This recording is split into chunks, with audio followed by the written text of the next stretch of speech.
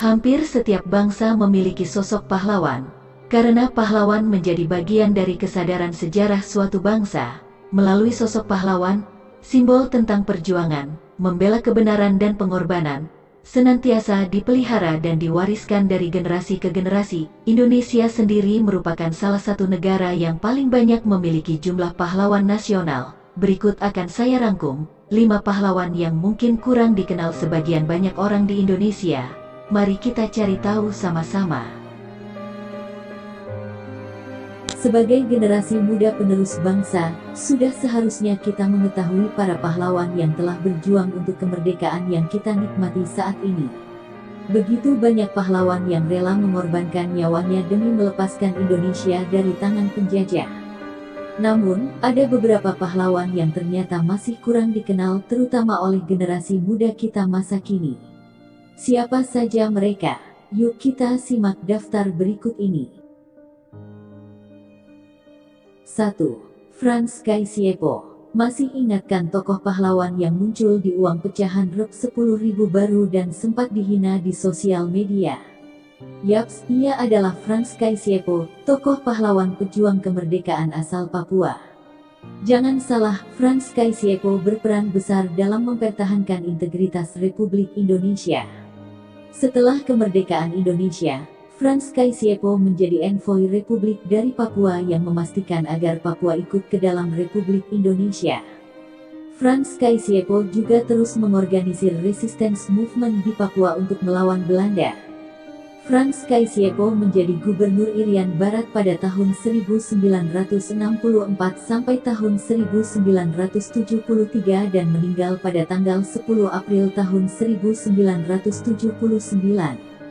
Ia dimakamkan di Taman Makam Pahlawan Cendrawasih, Biak.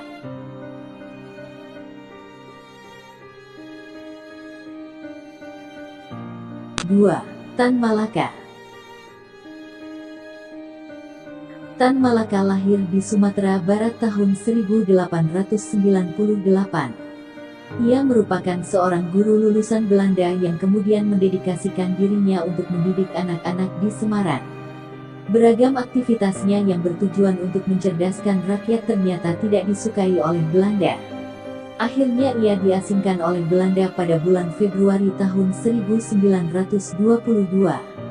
Saat diasingkan, Tan Malaka tidak berhenti berjuang untuk kemerdekaan Indonesia.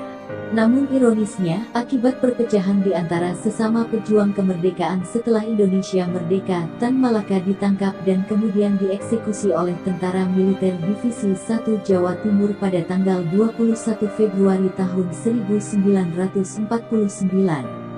Tan Malaka kemudian secara resmi diangkat oleh Presiden Soekarno sebagai pahlawan nasional pada tanggal 28 Maret tahun 1963.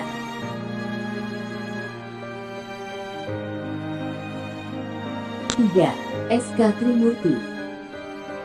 Mempunyai nama lengkap Surastri Karma Trimurti, ia merupakan seorang tokoh perempuan yang mempunyai peran sangat besar dalam perjuangan Indonesia.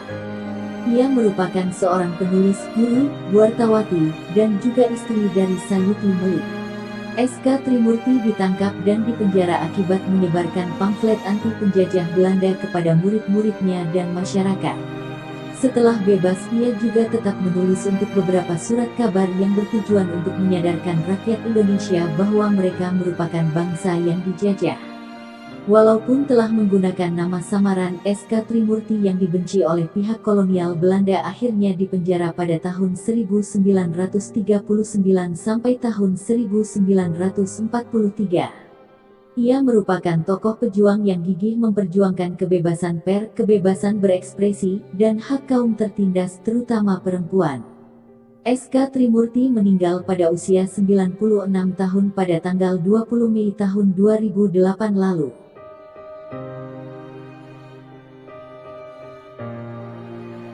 4. Wikana. Wikana merupakan seorang tokoh kemerdekaan yang pernah dipercaya untuk menjabat sebagai Menteri Negara Urusan Pemuda dalam Kabinet Perdana Menteri Sejahrir. Ternyata, Wikana juga merupakan salah satu tokoh pemuda yang mendesak Bung Karno untuk segera mendeklarasikan kemerdekaan Indonesia setelah Jepang diketahui kalah pada Perang Dunia II.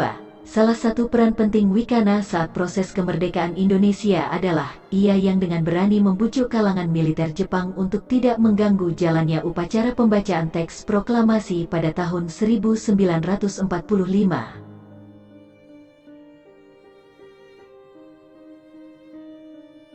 5. BM Diah. Saat kemerdekaan tidak ada telepon genggam atau sarana penyiaran seperti saat ini. Jadi pada saat itu, sangat sulit untuk menyebarkan kabar kemerdekaan ke seluruh pelosok Indonesia. BM Diah merupakan tokoh wartawan yang menyiarkan kabar berita ke seluruh penjuru tanah air bahwa Indonesia telah merdeka. Penyebaran berita proklamasi tersebut berawal dari pesan Bung Hatta kepada BM Diah. Walaupun Jepang berusaha meralat berita-berita kemerdekaan hingga menyegel kantor berita, semangat BM Diah dan rekan-rekannya tidak surut. Mereka terus menyebarkan berita proklamasi melalui pamflet dan surat kabar.